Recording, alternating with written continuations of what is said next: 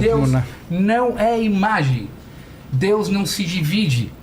Porque quando você divide Deus, você está fazendo o ilimitado virar limitado.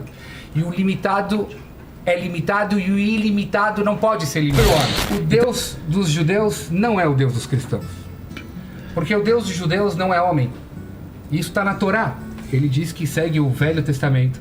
O Velho Testamento diz, Bamidbar 23, Lo ish el vichazev.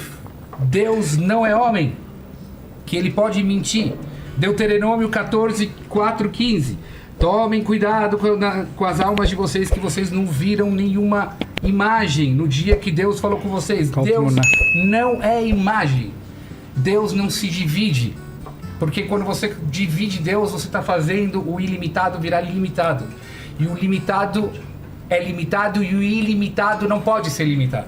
Então é impossível dizer que o Deus dos judeus e o Deus dos cristãos é a mesma coisa. Talvez eles tenham as melhores das intenções e rezam para uma energia boa conduzir esse mundo, mas não é o mesmo Deus, porque eles dizem que Deus é um homem.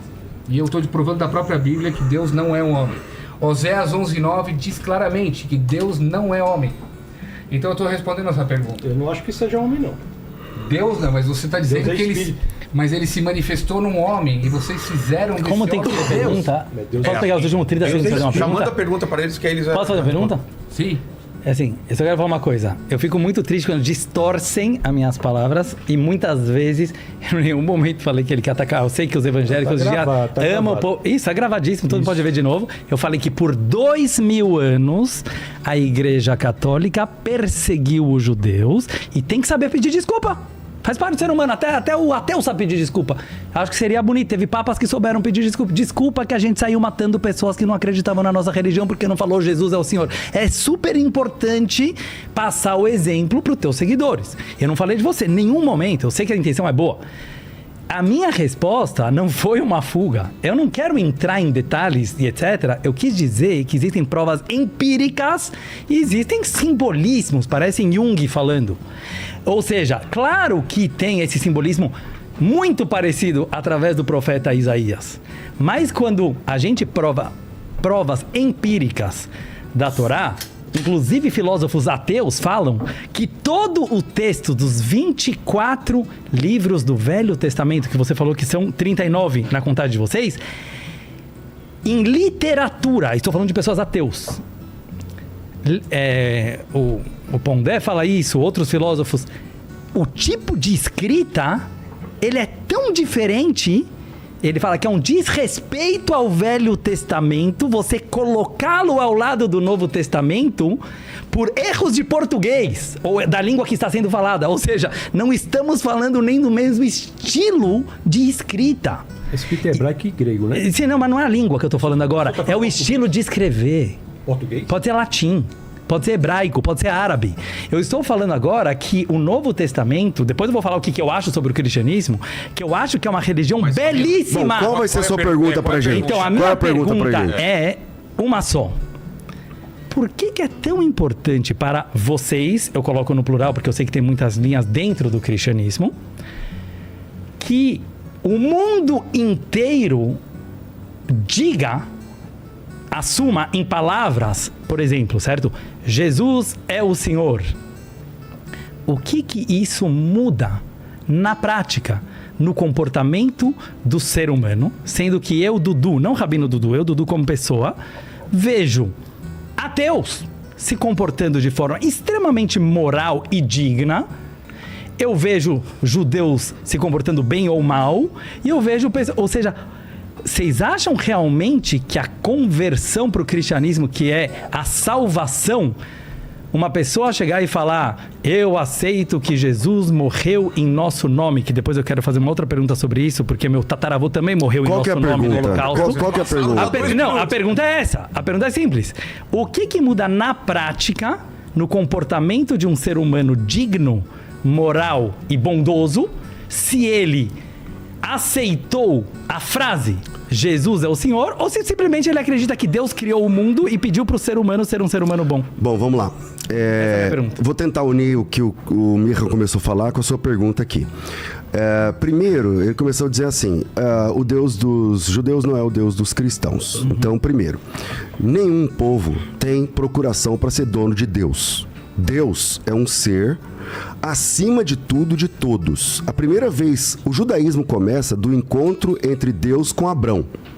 E Abrão, que significava pai exaltado e se torna pai de multidões, já pega aí, multidões. A primeira vez que esse Deus falou com Abrão, ele disse assim, a partir dessa sua obediência, serão benditas todas as famílias da terra. Não está dizendo todas as famílias que saírem do seu sangue, mas que todas as famílias da terra seriam benditas por causa do encontro entre Deus e Abrão. Correto. Então, a primeira informação que nós temos é que o Deus bíblico, o Deus da Torá, o Deus lá do Bereshit, esse Deus, ele, desde o início, ele está deixando claro que ele não é senhor de um povo, mas ele é senhor de toda a terra. Salmos 19, Isaías 42:5 diz assim, que ele é o mediador de uma aliança. Concordo. Para todos os gentios, inclusive, entende? Então, o povo judeu é um povo que não foi escolhido, ele foi formado por Deus, porque não tinha um povo e Deus olhou na terra e falou, unidunité, vou escolher esse aqui. Não, Concordo. Deus formou esse povo andando com Abraão, depois com Isaac, depois com Jacó. As esposas deles eram todas, não conseguiam ter filhos. É milagre atrás de milagre. Agora, precisa deixar claro que Deus não é Deus de um povo. Eu concordo 100%. Que bom. Então, esse povo é um povo que é usado para falar desse Deus, de como esse Deus se revelou. Mas em Isaías capítulo 56, está dizendo assim, ó, a minha casa será chamada casa de oração para todos os povos. Para todos os povos.